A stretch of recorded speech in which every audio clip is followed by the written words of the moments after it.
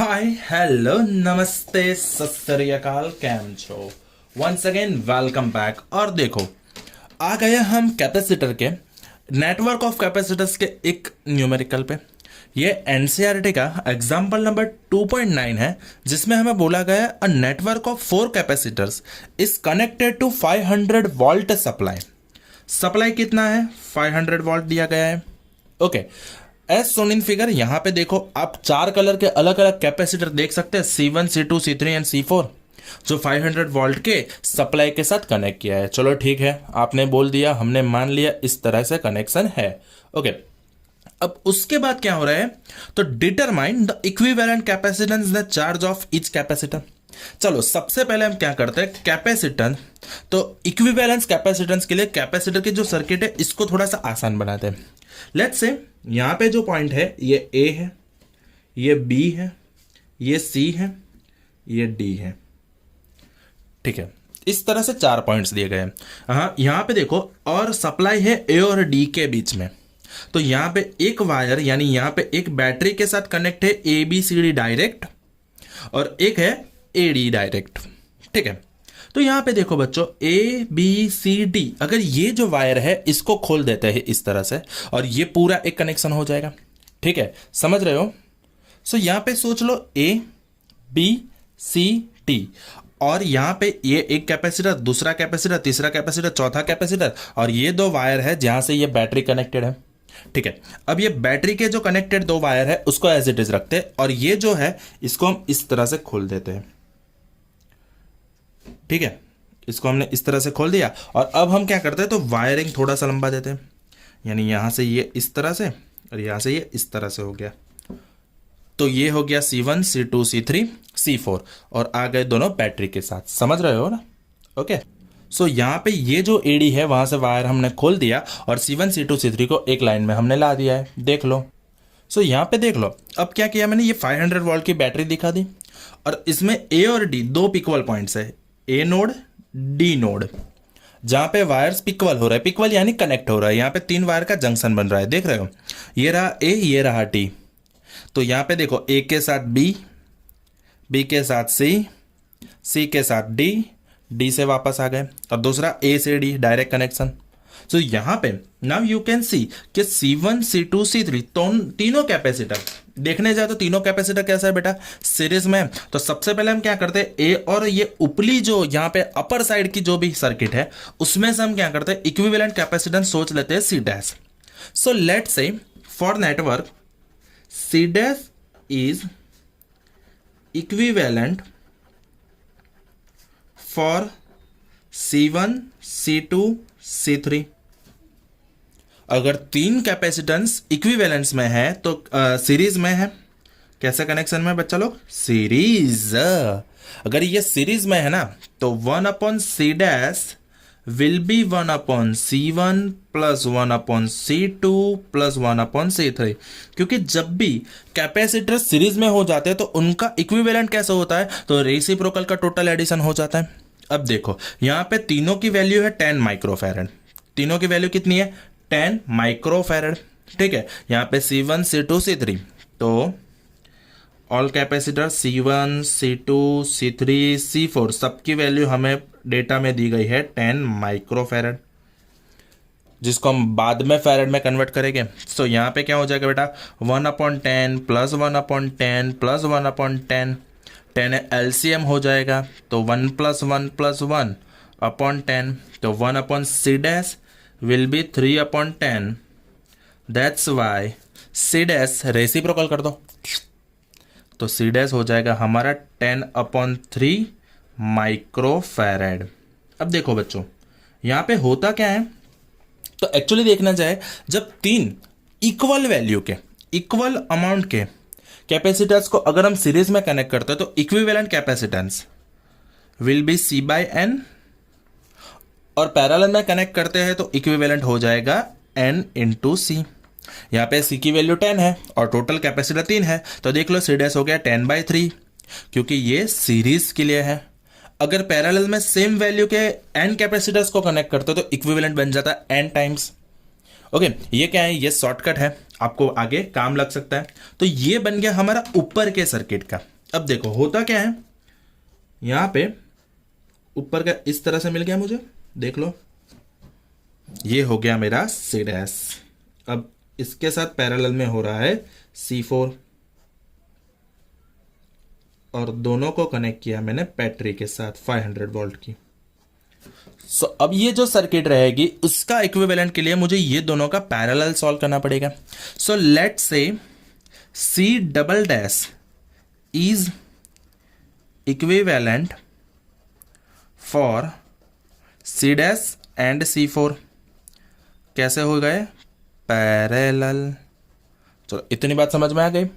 Okay, सो यहां पे C double dash वो क्या हो रहा है, C डैश और C4 का इक्विवेलेंट हो रहा है। सो C double dash will be C1 plus C dash plus C4। सो यहां पे देख लो कि अब C डैश की वैल्यू हमें क्या मिली है, 10/3। सो इट्स 10/3 प्लस C4 की वैल्यू है 10, जिसको हम 10/1 भी लिख सकते हैं। सो यहाँ पे एलसीएम 3 लाने के लिए 10 और यहाँ पे नीचे 3 लाने के लिए ऊपर भी 3 से मल्टीप्लाई करना पड़ेगा, यानी 30। सो C double dash will be हो जाएगा 40 divide by 3। It's almost 13.3। So C double dash यानी इक्विवेलेंट कैपेसिटेंस की वैल्यू मिल गई 13.3 माइक्रोफैरड। चलो ये आसान हो गया। ओके, इतनी बात समझ में आ गई। अब यहां पे हमें दूसरा जो क्वेश्चन है वो इस तरह से दिया गया है। दूसरा क्वेश्चन क्या दिया है कि the charge on each capacitor, यानी हर एक पे चार्ज कितना होगा। अब देखो यहां पे करंट है, करंट किस तरह से फ्लो होगा, I, और यहां पे चार्ज डिवाइड होगा, फिर यहां पे इक्वल चार्ज होगा, यानी इसका भी चार्ज होगा Q, इसका भी चार्ज होगा Q, इसका भी चार्ज होगा Q, and let's say C4 का चार्ज होता है Q डैश। इतनी बात समझ में आ गई। ओके, सो यहां पे क्या हो रहा है, टोटल कैपेसिटेंस इस तरह से है, ध्यान से समझना बेटा। तो पहले ये वाला केस खत्म कर दिया, यानी ये आ गया हमारा आंसर ऑफ A। अब हम B के लिए आगे बढ़ते हैं। सो अब हम चार्ज के लिए क्या करते हैं, पहले इक्विवेलेंट जो सर्किट है उसका इस्तेमाल करते हैं। सो यहां पे देख लो हमने प्रॉपरली ड्रॉ किया है कि यहां पे A और D 2 पॉइंट के बीच में C डैश और C4 है, पैरेलल कनेक्शन। अब देख लो ये जो 500 वोल्ट सप्लाई है पैरेलल में वोल्टेज सेम रहता है, जैसा कि हमें पता है। तो C डैश और C4 दोनों को वोल्टेज कितना मिलेगा, तो C डैश को भी वोल्टेज मिलता है 500 वोल्ट, जिसके लिए समझ लो कि चार्ज है Q, जिसके लिए चार्ज कितना है बच्चा लोग, Q। चलो इतनी बात समझ में आ गई आप लोगों को। और C4 के लिए भी वोल्टेज कितना है, 500 वोल्ट, जिसके लिए चार्ज है Q डैश। इतनी बात समझ में आ गई। तो सबसे पहले हम C डैश का चार्ज फाइंड करते हैं, ठीक है। तो देखो हमें फॉर्मूला पता है क्या, Q is equal to C into V, Q is equal to C into V। So यहाँ पे ऊपर वाला यानी ब्लू वाले के लिए क्या हो जाएगा, Q is equal to C dash into V।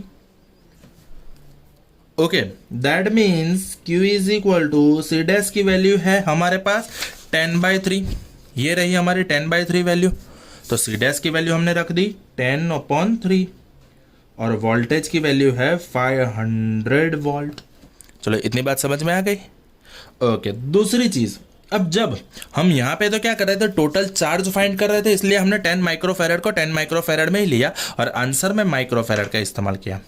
लेकिन जब हम दूसरी क्वांटिटी फाइंड करते हैं तो ये 10 माइक्रोफैरड कन्वर्ट होगा फैरड में, यानी यहाँ पे इंटू 10⁻⁻⁶, क्योंकि ये 10/3 माइक्रोफैरड था। अब इसको मैंने फैरड में कन्वर्ट किया, तो farad into volt farad into volt, जिसका आंसर आएगा कूलम में। अब देखो इसका जब कैलकुलेशन करते हैं तो आंसर आता है 1.17, समझ रहे हो। सो इस तरह से होता है, दैट्स 1666.66 इंटू 10⁻⁻⁶, जिसको ऑलमोस्ट हम 1700.00 इंटू 10⁻⁻6 लिख दे तो आंसर हमारा ऑलमोस्ट हो जाएगा, that's 1.7 into 10⁻³ coulomb, 1.7 into 10⁻³ coulomb. अब यहाँ पे ये जो चार्ज है ये चार्ज बन जाएगा कैपेसिटर C1 के लिए भी, कैपेसिटर C2 के लिए भी, कैपेसिटर C3 के लिए भी। सो यहाँ पे 3 कैपेसिटर के चार्ज हमने फाइंड करके रख दिए हैं। Now we are going to discuss about capacitor number 4। So capacitor number 4 के लिए फॉर्मूला तो सेम ही अप्लाई होगा, Q is equal to CV। So यहाँ पे कैपेसिटर नंबर 4 के लिए चार्ज है Q डैश, कैपेसिटर है C4 into V। That means Q dash will be C4 की वैल्यू कितनी है 10 microfarad, 10 into 10 power minus 6, voltage होगा 500 वोल्ट। ठीक है, यहाँ पे देखो 1 2 3, तो ये 3 निकल जाएगा तो Q dash will be 5 into 10 power minus 3 coulomb. इतनी बात समझ में आ गई? डन। सो ये हो गया कैपेसिटर नंबर 4 का चार्ज। सो हमारा आंसर, हमें बोला गया find charge for each capacitor. So C1 के लिए चार्ज कितना है, that's 1.7 into 10 power minus 3 coulomb. C2 के लिए भी, C3 के लिए भी, C4 के लिए चार्ज हो गया 5 into 10 power minus 3 coulomb. So simple सम है। हमने क्या किया है, तीनों कैपेसिटर को सीरीज में लेके फिर उसका एक इक्विवेलेंट फाइंड किया, स्टेप 1। उसके बाद C4 को पैरेलल लेके पूरा सर्किट का इक्विवेलेंट फाइंड किया, स्टेप 2। पूरा सर्किट खत्म। ये कैपेसिटेंस के बाद हमने चार्ज किया है। इतनी बात समझ में आ गई?